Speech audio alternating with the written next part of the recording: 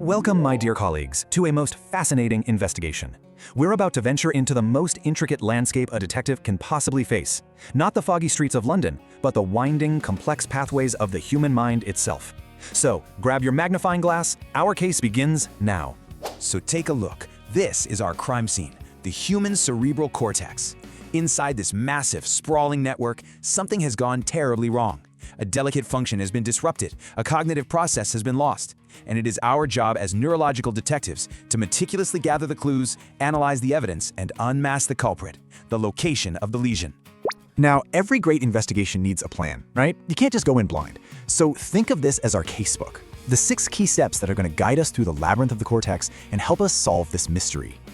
Okay, first things first, we have to understand the territory. Let's survey the scene and really get a sense of the sheer complexity we're dealing with here.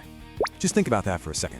Over 20 billion, that's billion with a B, potential witnesses, suspects, and victims, all spread out over 2.5 square meters. It's huge.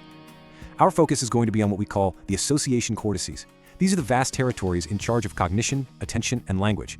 And it's in these specific neighborhoods that our crimes most often occur. All right, let's move to our first real line of inquiry. You know, the first clues in any case often come from how our witness, the patient, communicates, or maybe more tellingly, how they fail to. Aphasia is such a fundamental clue. It's like a garbled message that's been left at the scene. And make no mistake, this isn't just about slurred words or a simple speech problem. This is a big red flag that the very headquarters of language processing has been hit, and the most common culprit, as you know, is a stroke, a CVA. And here we see 2 classic signatures, 2 distinct MOs left by the culprit. On one side, you've got Broca's aphasia. I like to call this the broken telegram. It's non-fluent, labored, but the core message usually gets through. Then on the other side, you've got Wernicke's aphasia, the fluent nonsense. The words just flow and flow, but they're completely empty of meaning, a word salad. 2 very, very different patterns, and they point to 2 very different locations. Of course, the brain can be tricky, and we find other kinds of garbled messages too. You might run into conduction aphasia. Think of it as a broken telephone line. They understand you, they can speak fluently, but they can't repeat what you said. Or you could see a global aphasia, which is just a catastrophic total system blackout from a massive stroke. And then there's anomic aphasia, where the only real problem is finding the right word. Every single one is a valuable clue. Now, let's turn our attention to a truly baffling set of clues. I mean, this is where things get really weird. It's a case where entire sections of the world just seem to, well, disappear for the patient. Seriously, just ponder this for a moment. Your eyes are working just fine. You have 20/20 vision, but your brain simply refuses to acknowledge that the entire left side of the universe even exists. It's not a vision problem, it's a profound case of inattention. And here it is. This is the smoking gun. The patient was given a super simple task. Just circle all the A's on this page. Now look closely. The right side is perfect, but the left side? It might as well be a blank sheet of paper. This isn't blindness, my friends. This is a total failure of the mind surveillance system. This bizarre phenomenon is called hemispatial neglect, and it is absolutely essential to understand that the patient isn't being difficult or uncooperative. Their brain, usually because of damage in the right hemisphere, has literally lost the ability to pay attention to the left side of space. You could say the security guard for that entire half of the world has fallen asleep on the job. Okay, if you thought that was strange, wait until you hear about this next clue. It is just as perplexing. We're now investigating a case where the brain knows exactly what it wants to do, but it has completely lost the instructions for how to do it. This is Aphasia. Okay, imagine this. You want to build some IKEA furniture.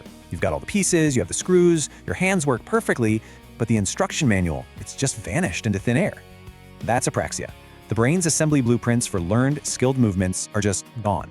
So let's just walk through the sequence of this crime. You give a simple command, something like, show me how you'd use a key. The patient nods, they totally get it. Comprehension is intact, but then nothing. Or maybe they fumble around, or they try to stick their finger in the lock. The signal from headquarters to the field agent is getting scrambled. The how-to knowledge is completely inaccessible.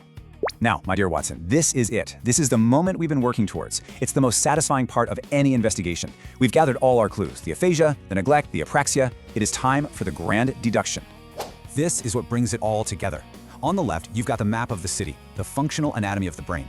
And on the right, think of that as our live surveillance feed from an fMRI, showing these networks buzzing with action. All the clinical clues we've gathered are like eyewitness reports, telling us precisely which neighborhood on that map to investigate. And here is the heart of our deductive process. See how it works? That non-fluent, broken telegram speech pattern? It points us directly to the left posterior inferior frontal gyrus. That's Broca's area. That profound neglect of the entire left side of the world? Our suspicion falls squarely on the right parietal cortex. The clues do not lie. They guide us directly to the scene of the crime. The case is nearly closed. But before we wrap this up, I need to equip you with the essential tools you'll need for your own future investigations. This is what's going to make you a master clinical detective out there on the wards. Here's your field kit. These simple bedside questions are your magnifying glass, your fingerprint kit, all rolled into one. By just systematically asking these things, you can uncover aphasia, neglect, and apraxia with amazing precision. This isn't about needing a fancy MRI for everything. This is about the power of pure observation and careful examination. This is the art of neurology. And I want you to remember that. With this framework, you're not just a trainee anymore. You're a detective. You have the tools, you have the map, and you have the deductive method.